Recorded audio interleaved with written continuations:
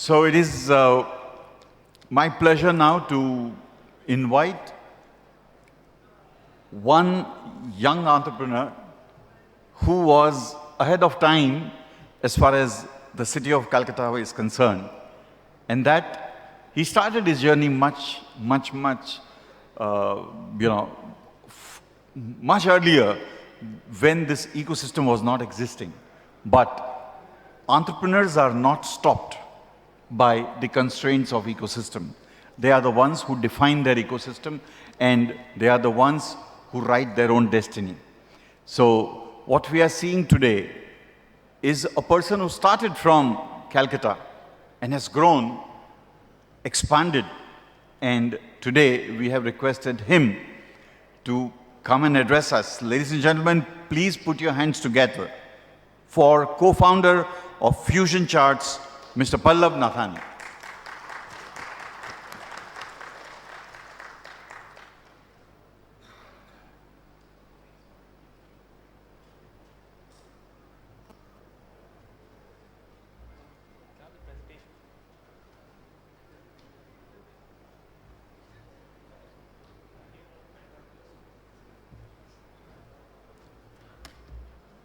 Fusioncharts presentation. Let's just go to the first slide. Perfect. Thank you. Good morning, everybody. Whoa.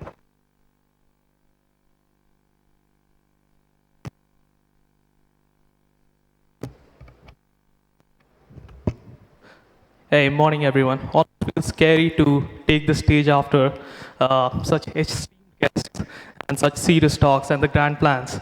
But you know what? I'm going to go back to my normal self, and we're going to have some fun. We're going to put the product back in NASSCOM product conclave and talk about products. Shall we? Okay. Quick show of hands. How many of you here are product companies or work for product companies? Just raise your hand. Okay. That's a good 25%. How many of you are in early stage, where you have some revenue, some customers? Super. That's 10%. What about the rest of you? The guys who didn't raise your hand, non-product, what do you guys do? Service, okay. Super, so I'm going to take a converged approach here. So the context to the session was Kamal called me one fine evening, and we were discussing about what can we do with this product conclave. And he posed a question, hey, can we do something to motivate the guys here and get to some grassroots level talk? And the first thought that came to my mind was, do we really need motivation? I mean, look at the momentum. Look at the numbers. So many companies being formed, so many companies getting funded, so many companies getting acquired. For the first time in the last 2 or 3 years, where parents are asking kids to go and either join a startup or create their own startup. Vis-a-vis 5 years ago, when we were used to hiring young guys, their parents would come to our office and see, is this a real company or not? And the equation is completely flipped over, where people are asking their kids to go and join startup. So which is why I titled my presentation, No Better Time. Because there never has been a better time to start a product company. 10 years ago, everybody would think about, hey, you know what? Let's put another web design company, or web development company, or a services company, and so on and so forth. Today, if you go to a VC, or if you go to an angel, and you say, you know what? I'm starting a services company. Good luck trying to raise capital. That's not going to happen. With the new delivery models, SaaS, with the new inside sales, inbound marketing models, building products from India and selling it globally has been very easy. And the blueprint is already established. So let me take a quick 1 minute and tell you what we guys do. So I did not start Fusioncharts as a business. I was in class 11. I was studying in La Martinia for boys, so being a Calcutta boy, and I needed some pocket money for myself.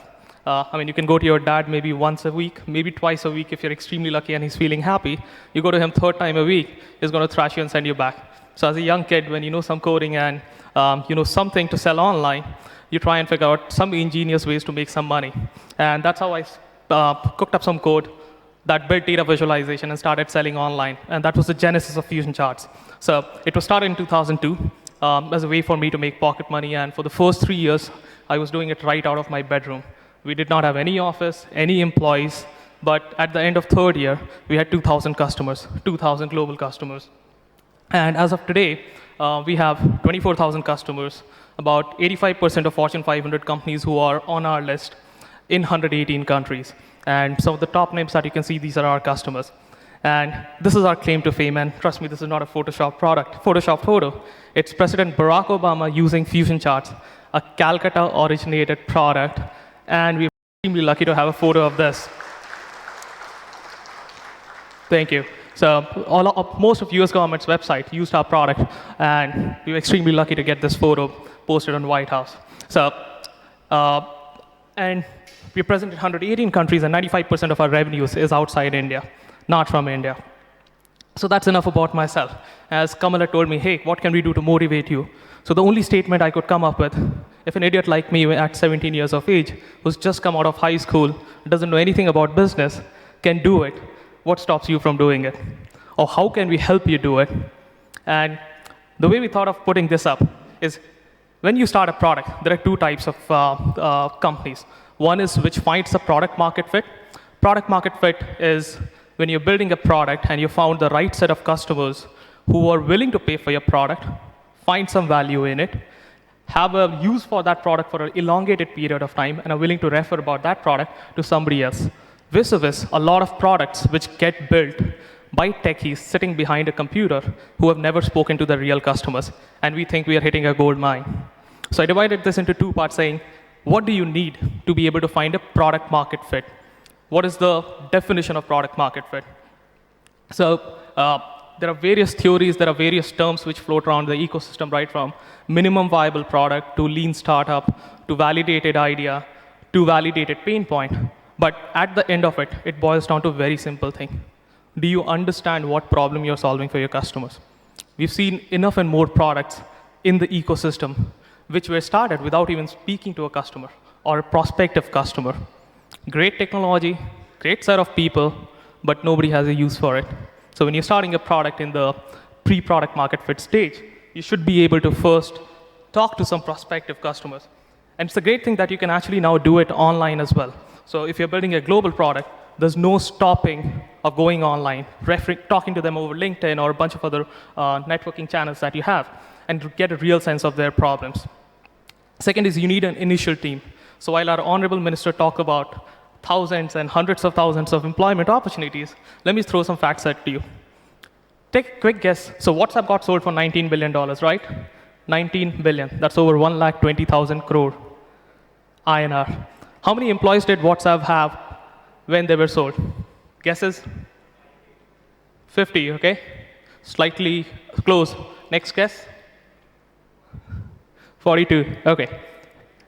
20. The real answer is 55. 55 people company building a $19 billion product. That's the product leverage. How many employees did Skype have when they started off and when Skype became Skype?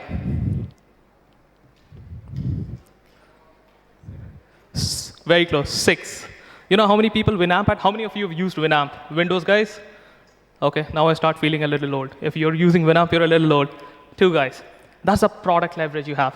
In the digital economy, so when we talk about hundreds or thousands of guys, these are more on the other side of the story where your revenue per employee or revenue per person is probably 100,000 or 200,000. The new age product companies build it very differently.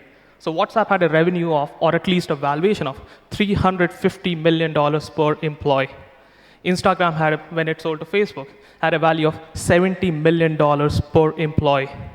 And when you look at these numbers, these are mind-boggling numbers. But that's what the product story is about. Product is about non-linearity.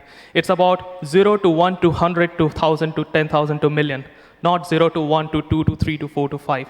Those steps are gone. And with the leverage of internet that you have, the distribution, the ability to scale up, it's a completely different story. And anybody can do it right now because more or less the world has become flat in technology. So what would have taken $5 million to start a company in 99 or 2000? Because you have to buy your servers, you have to set up your co-location centers, you have to buy your fiber connection, so on and so forth. You know it takes how much? Less than $200 today. 5 million reduced to $200 today to start a global product, as long as you can build the product. So this is the infrastructure cost. So you want your validated idea, pain point. You want an initial team that can out-execute. And this initial team does not have to be hundreds of people. There are 3 places typically where product founders go to find initial team. Friends, families, and fools. It's the same 3 places where you go to find money as well. You convince them, you ask them to join, and you expect them to be great enough to be able to out-execute everybody else. And some of the greatest and the best products were started out in garage with 3 people, 4 people, 5 people. And the smaller the teams, the more cohesive, the more dynamic they are, the faster you grow and the faster you out-execute it. And then you need mentors to navigate. So when I started out in 2002, I had the luck of getting mentors much later in 2006 and 7 because it was still a very early ecosystem. But if you look at it today, there are so many different ecosystems where you can tap into for mentors. Right from your NASSCOM 10K warehouse to you have TIE, you have a bunch of other ecosystems floating around in different cities in India. And it's so easy to even find a mentor who has exactly done something similar in your field. So if you're a healthcare guy, there are at least 20 healthcare companies in India which have been formed or have scaled up. Can you reach out to that guy and have him on your board? So this is saying, the young man knows the rules, the old man knows the exception. How fast can you learn from the exception? How can you not repeat the same mistakes which he has already done? And that's what the mentors help you. Same with community, same with ecosystem. If you think of Open Coffee Club, if you think of Bar Camp India, there are ecosystems for technology, there are ecosystems for sales, there are roundtables for marketing. And every single place you go, you meet passionate entrepreneurs. And especially when you're starting up, you have these ups and you have these downs. And you need somebody to support you. Think of it as a support group, a peer group. You want to go and talk to entrepreneurs. They feel the same high and low almost 10 times a day. And once you have that ecosystem of similar people or similar thinking people, it just makes it so much easier for you. And then capital. So this has been a subject of discussion in Calcutta or East India for a long time. Like, still now, we don't have any VC office in Calcutta, so to speak. Why is that? Any answers? We have VC offices in Bombay, Delhi, Chennai. Why don't we have a VC office in Calcutta? They do see. It's just that we haven't shown them enough momentum. So if you think of Calcutta as a product ecosystem, we have created at least 15 product companies which have gone beyond $1 million in revenue.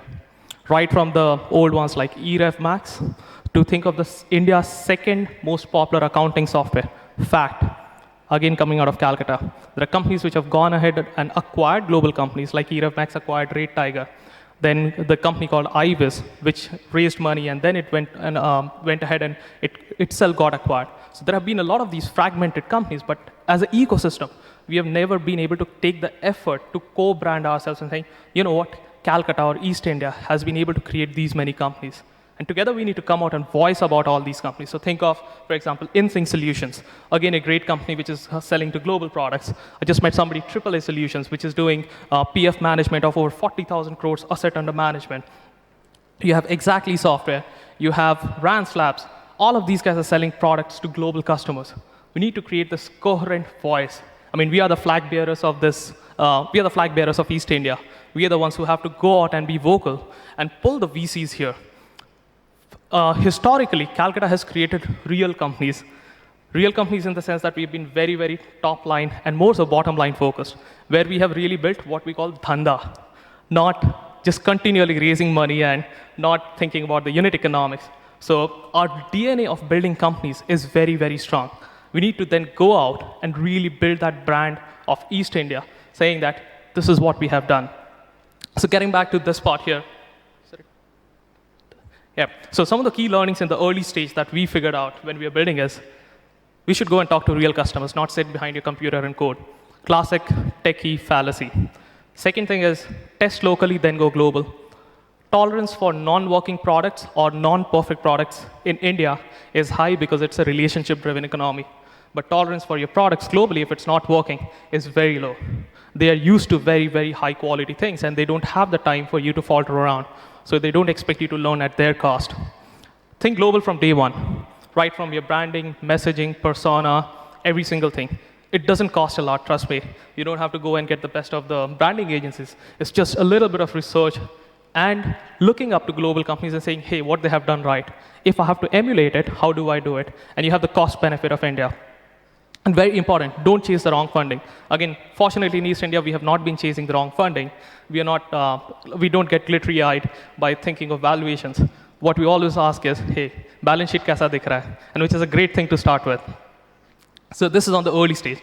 And once you found the product market fit, we got to go back to build our brand. Like the companies which got up from Calcutta and which went ahead, got their 1 million or 10 million in rev. We need to collectively say, hey, these companies came from Calcutta. But you know what? Just because they came from Calcutta doesn't mean they're bad. Just because they came from India doesn't mean they're bad. They're as good as any company in the world, and they have proven it over and over again. Hire the best people you can. So often when you grow, you need scaling up of people in specific areas. And unfortunately, in Calcutta, we don't have that pool of people to be able to hire. Like if we need a VP of sales for a SaaS solution, we might not even have enough SaaS companies today. So we started in Calcutta, we expanded in Bangalore, and we recently expanded in Bombay. And the internal joke within the company was, because we cannot hire a senior VP in Calcutta, we just have our Bangalore office's placeholder. We hire him there and send him 3 weeks a month to Calcutta office. He thinks he's working in Bangalore office, but in effect, he's working at Calcutta. So you got to find out ways to be able to do that. And this is something which is also part of our DNA in Calcutta. We shudder at the thought of giving up ownership, whether it's equity, whether it's letting somebody own the entire department, and so on and so forth, which creates us as a bottleneck in every single decision, which also stops us from growing further. So giving up that control, giving up that, let's say 10, 15, 20% of your equity to employees, to co-founders, not co-founders, to co-vested people in your organization is very, very important. And that's a fundamental change we need to bring in. And third is, think about, even if you cannot be number one in that category globally, can you be in the top 5? I'll give you an example of, think of Korea, think of Japan. When you go out and buy an AC or a TV, LG and Samsung is not the number one in terms of quality or in terms of innovation. But out of the top 5 brands of TV that you would probably consider, 3 are Korean. The top could be a Japanese, maybe a Sharp, maybe a Sony, but the signal to noise ratio of Korean products is very high. Think of, again, mobile phones. When you go out, you think of Sony, you think of Panasonic, you think of, let's say, Asian products, so you think of Samsung. Apple could be number one in terms of innovation and features, but again, you have so many different options. So can East India create a barrage of products in each category, and there's enough and more opportunity to attack different niches, so that whenever a customer outside thinks, hey, we need the CRM product, out of the top 10 or the top 5, 3 are Indian, and there's enough opportunity to be able to do that. And always, we have to innovate on our delivery and business model. So just to give you a hint, we have 24,000 customers in 118 countries. We have 0 employee outside India. We have 24,000 customers where over 500,000 developers of our customers use our product. Our entire support team is 4 people. Our entire sales team is 3 people.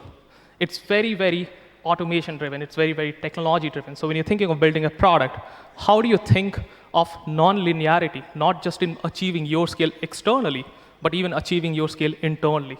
How can machines do things that humans would typically do repetitively, so that humans add more value to things which machines cannot do? And these were 3 learnings in terms of, for the late-stage companies. Like I talked about, create owners within the organization. One of the simple dipstick tests is, if you leave your company and go on a vacation for 3 months, once you come back, A, what things failed? B, did you still grow even when you were not there? If something failed, next time when you go on a vacation, it should not fail.